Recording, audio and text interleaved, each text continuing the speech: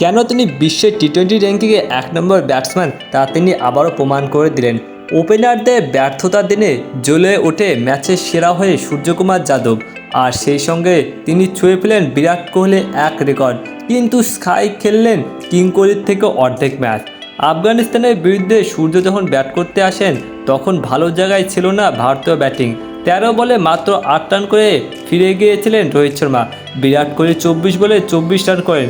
ঋষভ পান্ত ভালো শুরু করেও আউট হয়ে যান। সেই সময় ব্যাটিংয়ে হাল ধরেন সূর্য। শিবম ডুবে ফিরে যাওয়ার পর তার সঙ্গে দেন হার্দিক পান্ডিয়া। শেষ পর্যন্ত ২৮ বলে ৫৩ রান করেন সূর্য। প্রমাণ করে দেন যে কেন তিনি বিশ্বের টি-20 র্যাঙ্কিংয়ে ১ নম্বরে রয়েছেন। শেষ পর্যন্ত ম্যাচের সেরাও হন তিনি, আর তার সঙ্গে ছুঁয়ে ফেলেন বিরাট কোহলির রেকর্ড। এই নিয়ে টি-20 ক্রিকেটে ১৫ বার ম্যাচ সেরা হয়েছেন সূর্যকুমার যাদব। বিরাট কোহলিও ১৫ বার হয়েছে, কিন্তু বিরাট কোহলি সেক্ষেত্রে ১১৩টি ম্যাচ খেলেছে, আর সূর্যকুমার যাদব মাত্র ৬১ ম্যাচ খেলেছে। এদিকে সূর্যকুমার যাদবের অসাধারণ একটি ছক্কা দেখে বিরাট কোহলি রীতিমতো অবাক হয়ে গেছে।